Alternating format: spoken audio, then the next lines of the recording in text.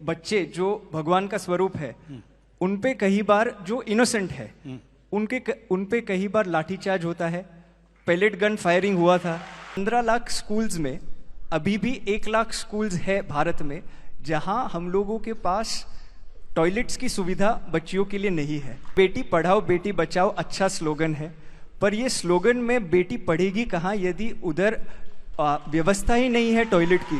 तो कई लोगों का मानना है कि भारत सरकार ने यदि पहले ही डायलॉग कर लिया होता, पहले ही जेन जी से बात कर ली होती, तो दिन आंदोलन करने की आवश्यकता नहीं होती। मेरा अनुभव ऐसा है जेन जी के बारे में। हम लोग जेन जी की आयु में थे तो हमारी पीढ़ी का स्वभाव ऐसा था कि बड़े जो कहते थे वो मान लेते थे, हम क्वेश्चन नहीं करते थे। Today I learn the expression from you of what I am saying like this. बस आप करिए साथ में करते क्लॉक इट। सबसे ऑनेस्ट जनरेशन जेन अल्फा है। लोग बोलते हैं कि बच्चे भगवान का स्वरूप है, तो आजकल के बच्चे जेन अल्फा है, जेन जी है। पर सर, तो कई बार ऐसे विषय आता है कि जैसे अभी प्रोटेस्ट में, आंदोलन में हुआ था कि ये बच्चे जो भगवान का स्वरूप है उन पे कई बार जो इनोसेंट है उन पे कई बार लाठीचार्ज होता है, पेलेट गन फायरिंग हुआ था। तो ये सारे विषय के और एक बात, हाँ, आपका क्या मानना है? ये होना चाहिए। ये जो बातें है ना जी, ये क्यों हुआ, क्या हुआ, इसके कारणों में जाना पड़ेगा, जिसके लिए जो जानकारी चाहिए मेरे पास नहीं है, आपके पास भी पूरी नहीं होगी ऐसा मुझे लगता है जी। लेकिन इसको देख के कहाँ गड़बड़ है ये तय करना पड़ेगा। मैं अभी ये नहीं कह सकता कि क्या हुआ, क्यों हुआ, क्योंकि सही गलत मुझे भी मालूम नहीं। आप भी पढ़कर बता रहे हैं, मैं भी पढ़कर बता रहा हूँ। आज सुबह मैं आ रहा था तो कुछ मॉड्यूल्स वगैरह इसमें घुस गए, उनका कुछ भंडाफोड़ वगैरह इसी न्यूज़ में पढ़ रहा था। वो कितनी सही है नहीं है मुझे मालूम नहीं, लेकिन मुझे अगर आंख मूंदकर विश्वास रखने के लिए कहा तो मैं जैन जी पर विश्वास रखूंगा। क्या बात है, वाह।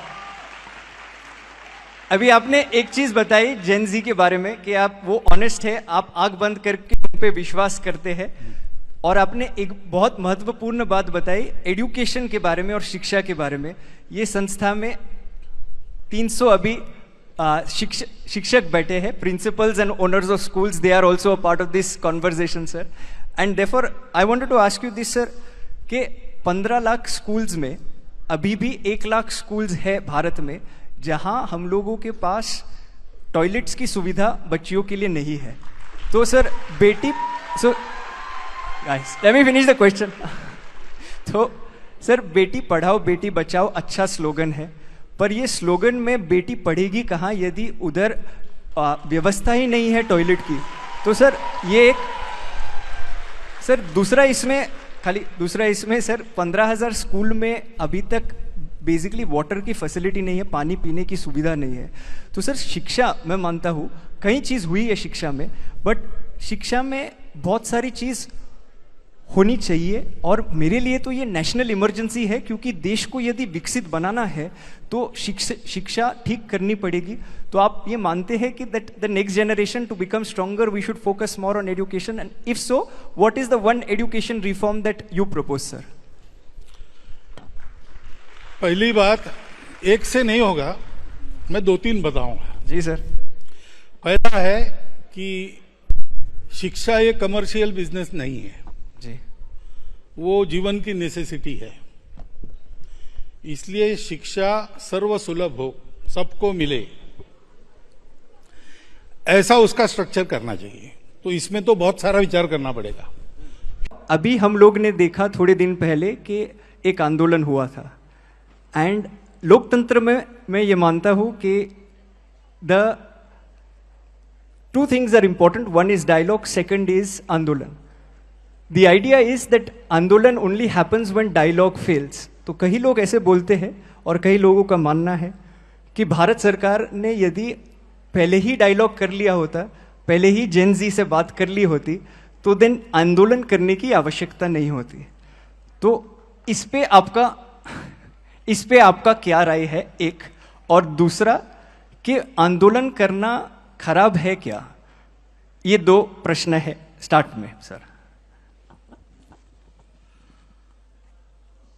आंदोलन भी एक डायलॉग का तरीका है। हम यहां बैठ के बात कर रहे हैं, इसमें समझ में आ गया ठीक है, नहीं तो हमारा डिबेट चलेगा। आप किसी कठिनाई में हो या मैं किसी कठिनाई में हूं, सुलझाना आपके हाथ में है, मेरे हाथ में, और नहीं हो रहा है तो मैं चिल्लाऊंगा, मैं आपको वहां से लेके आऊंगा, ये पहले करो, अर्जेंट है, ऐसा कहूंगा। डेमोक्रेसी में प्रोटेस्ट भी कॉन्सेंसस बनाने का एक तरीका है। Lot of views come together and A consensus is evolved after discussion. That discussion may happen through dialogue. Due to various reasons, if that thing is not heard, agitation पर जा सकते हैं, लेकिन ये सब करना है to evolve the consensus, not to create divisions. अब जेएनजी की बात है तो अभी जो हुआ है, ग्रीवेंस तो जेन्युइन है। भारत की शिक्षा में बहुत कुछ करने की आवश्यकता है, नहीं हो रहा है, इसलिए बात होती है। तो डायलॉग होना चाहिए। डायलॉग के बाद नहीं होता तो क्या करना, बात की बात है। और मेरा अनुभव ऐसा है जेनजी के बारे में, हम लोग जेनजी की आयु में थे तो हमारी पीढ़ी का स्वभाव ऐसा था कि बड़े जो कहते थे वो मान लेते थे, हम क्वेश्चन नहीं करते थे। तो उस समय की परिस्थिति। अभी जेन जी, वो जेन अल्फा, वो प्रश्न पूछती है, उनको लॉजिकल आंसर चाहिए, करेक्ट, और इसके साथ प्यार चाहिए। प्यार है तो ये आंसर दे सकते हैं। आपका मेरा परिचय नहीं, आपस में कोई संबंध नहीं, और आपने प्रश्न पूछा तो मैं तुमको न तो पूछने वाले, ऐसा होगा। लेकिन हम जानते हैं एक दूसरे को, आपस में कुछ संबंध है, तो आपने पूछा तो मैं जवाब दूंगा। तो ये बातें होनी चाहिए। डेमोक्रेसी में ये तरीका है। अंग्रेजी में डिबेट कहते हैं, लेकिन हमारे यहां शब्द है शास्त्रार्थ। उसमें वाद और प्रतिवाद नहीं होता है, उसमें पूर्व पक्ष उत्तर पक्ष होता है। तो हम सब पहलुओं को देखते हैं और हर एक का अपना अपना देखने का नजरिया है, तो एक नया डायमेंशन ध्यान में आता है हर सब्जेक्ट का। तो we get so many opinions, even contrary opinions, that together form the total view of the truth.